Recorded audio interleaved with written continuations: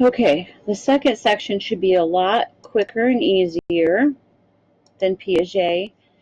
Um,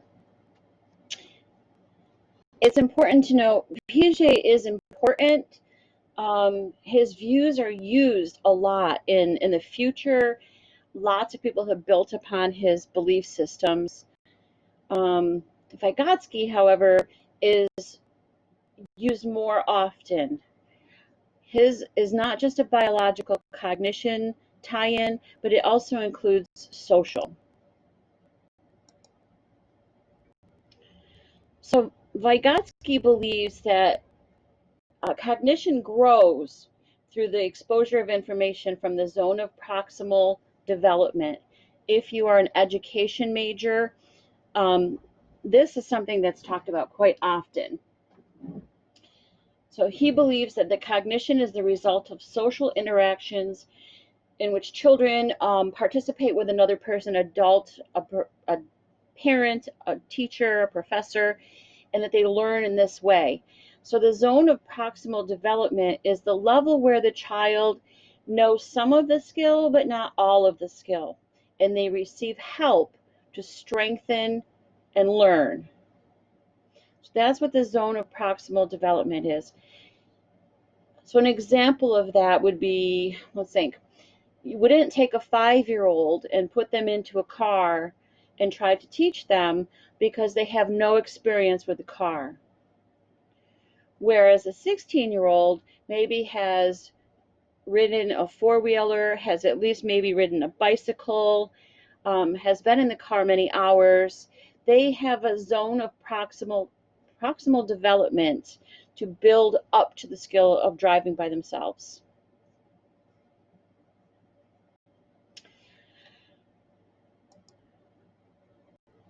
So he believes that cognition increases through exposure to information that is new enough to be intriguing, but not too difficult. They receive greater help if they have somebody with them who is helping them. That's the key to the zone of proximal development, is that the child learns faster if somebody's guiding them versus if they're trying to do the task by themselves. Scaffolding is building a skill off of an already unknown skill, like driving a car. If a child knows how to ride a bike, then they get a basic of movement, they get a basic of steering, and that is a scaffolding for driving a vehicle. We, as teachers and professors, the goal is always to have a common base knowledge and build off of that common base knowledge. Vygotsky firmly believes that each child develops uniquely and differently based on their culture.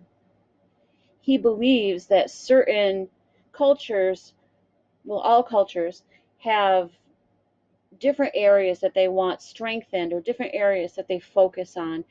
In some cultures, education is really important. In some cultures, hunting and fishing and learning how to survive is really important. It all depends on the culture on where the child will develop their strengths. He feels it's not fair to measure all children equally based on this. It might be that one child knows how to sing the alphabet backwards, forwards, and upside down.